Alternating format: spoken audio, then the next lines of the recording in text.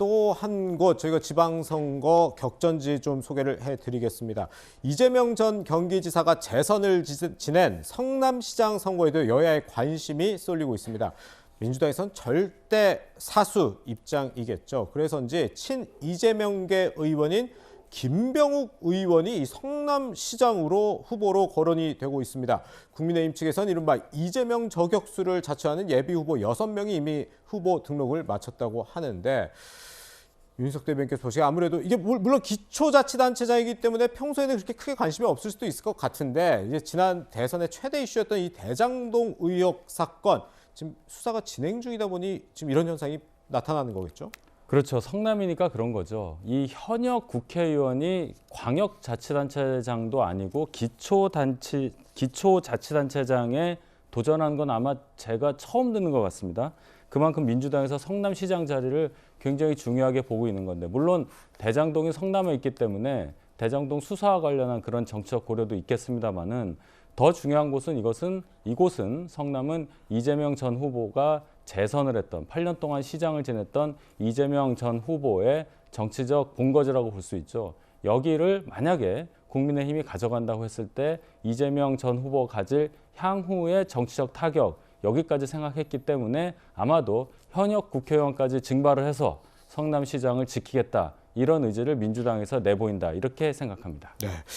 이 거론이 되는 김병욱 의원 같은 경우는 지금 지역구가 경기 성남 분당 을인데 사실 김병욱 의원 이재명 전 지사와 굉장히 가까운 관계, 아주 오랜 관계고 이 뭐 대장동 TF 대선 기간에도 좀 이끌기도 했었잖아요. 그런 관계인데 만약 이 김병욱 의원이 출마를 한다면 이 분당 을 김병욱 의원의 지역구에 이재명 전 지사가 출마를 할 수 있는 이런 또 명분도 생기는 거 아닐까 싶은데요. 이제 그런 얘기들이 정치권에서 나오고 있는데 네. 저는 그럴 가능성은 거의 없다고 봅니다. 그런가요? 왜냐하면 지금 그러니까 이재명 상임고문 입장에서 지방선거에 보궐이 생긴 그 자리에 출마한다.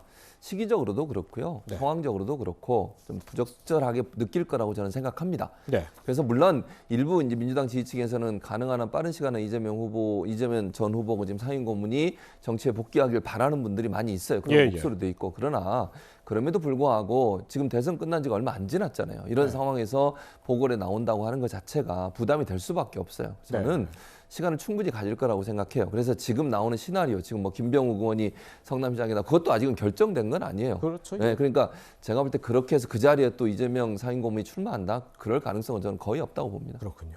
이재명 전 지사의 출마설에 대해서 우리 최 교수님은 좀 부정적인 입장 얘기해 주셨는데 오히려 국민의힘에서 적극적인 반응을 보이고 있습니다. 이준석 국민의힘 대표 얘기 직접 들어보죠.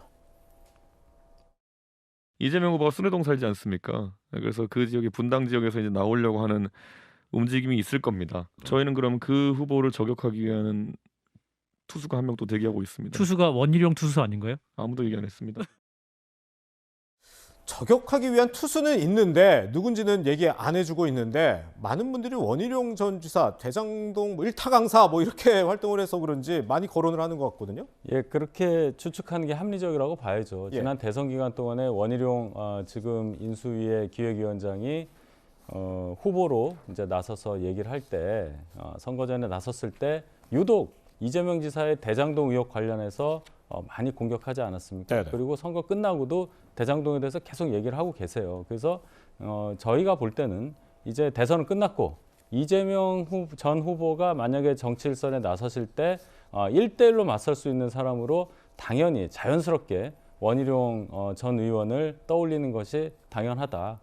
이준석 대표가 아마 그런 차원에서 말씀을 하신 게 아닌가 이렇게 생각합니다. 네.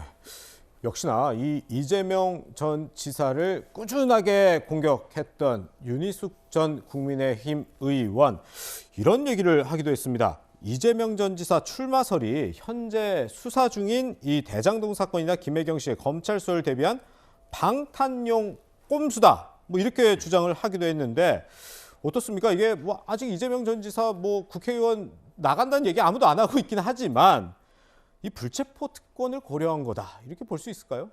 조금 이제 먼 얘기인데요. 네네. 만약에 이제 국회의원이 되시게 되면은 물론 회기 중이긴 합니다만은 불체포 특권이 국회의원에게 부여가 돼 있죠. 예. 거기까지 생각을 한다는 것은 아마도 윤희숙 전 의원께서는 수사 과정에서 이재명 전 후보에 대한 혐의가 많이 짙어져서 뭔가 사법 처리 가능성이 높다고 판단하시는 것 같아요. 물론 그 결과는 아무도 모르겠습니다만은 공직을 뭔가 수사를 회피하기 위한 그런 수단으로 이용되는 그런 풍토가 우리나라에 있었기 때문에 이런 상상을 하는 건데 앞으로 이런 관행은 없어져야 되겠죠.